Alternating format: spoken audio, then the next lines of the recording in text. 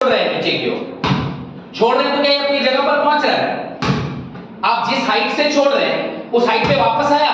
नहीं आया। ये अपने हाइट पर वापस क्यों नहीं आया? उसके दो रीजन है। एक, जब आप इसे यहां से छोड़ रहे हैं तो इसको रास्ते में हवा का फ्रिक्शन मिला होगा, पहला रीजन। और फ्रिक्शन से क्या होता है? रेजिस्टेंस पैदा होता है, जिसकी वजह से जो हाइट इसको आना चाहिए था वो हाइट नहीं आया। और सेकंड कारण है, जिस पॉइंट पर ये टकराया होगा कुछ एनर्जी यहां से जमीन में और जमीन का इसके ऊपर एनर्जी का लॉस हुआ होगा टकराने के क्रम में, जिसकी वजह से भी अपने ओरिजिनल हाइट में नहीं आया। अब जो सेकंड कॉन्सेप्ट है इसी बॉल में वो ये है कि आप जब इसको छोड़ रहे हैं, this is called as dropping. इसको क्या बोलते हैं? ड्रॉपिंग बोलते हैं। लेकिन अभी जब मैं तो इसको बोलते हैं throwing. Throwing a ball and dropping a ball. Throwing में आप ठीक से देखिए, थ्रो करिएगा ना वापस से उसी हाइट में आ जाएगा, पर ड्रॉप जब कर रहे हैं ये उस हाइट को वापस नहीं आ रहा है। बड़े बॉल में भी नहीं आ रहा, छोटे बॉल में तो खैर संभव ही नहीं कि वापस से उस बॉल उसी हाइट पे आए, क्योंकि इसका और ज्यादा एनर्जी लॉस हो रहा था। लेकिन अब इस सेम एक्सपेरिमेंट को मैं कैसे कर रहा हूं? दोनों को एक के ऊपर एक सटा कर गिरा रहा हूं, देखते हैं क्या होता है। दोनों को एक साथ गिरा रहा हूं, ठीक है, ध्यान दीजिएगा। वापस से क्या हुआ? जो दूसरा वाला बॉल था वो उसी हाइट में आया, उससे बहुत ऊपर चला गया, बहुत ऊपर चला गया। रिकॉर्डिंग में आया ये बहुत ऊपर गया? नहीं आया।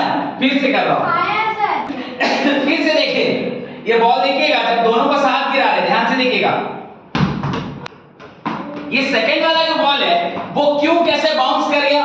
अब उसके पीछे का जो लॉजिक है that is conservation of momentum. क्या है? Conservation of momentum. ऐसा नहीं आप नहीं पढ़े, 9th क्लास में आपने पढ़ा है conservation of momentum. Conservation of momentum क्या कहता है? Mass into velocity is constant. आप पढ़े ना, मास इनटू वेलोसिटी क्या होना चाहिए? कांस्टेंट होना चाहिए। इसका क्या मतलब है? m1 v1 must be equal to m2 v2।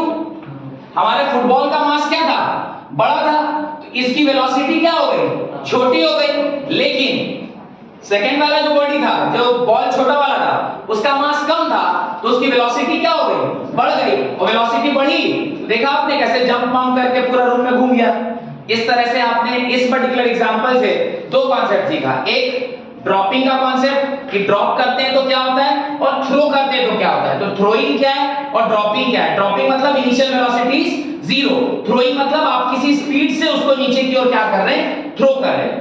जब हम इसको थ्रो करते हैं तो चांसेस है कि ये वापस से अपने हाइट पर आ जाएगा, पर जब ड्रॉप कर रहे हैं तो कभी भी अपने हाइट पर वापस नहीं आता है। इसका कारण है, अगर अपने हाइट पर इसलिए नहीं आ रहा क्योंकि कुछ तो इसके टकराने में लॉस हो रही है, और जो हवा है रास्ते में वो इसको भी कुछ लॉस करा देता है। तो ये तो पहला हुआ। और दूसरा, आपने देखा कि दोनों को मैंने एक साथ फेंका तो दूसरी वाली जो बॉल थी, जो छोटी बॉल थी, वो काफी तेजी से चला गया। उसका कारण यही था कि मास इनटू वेलोसिटी क्या होता है?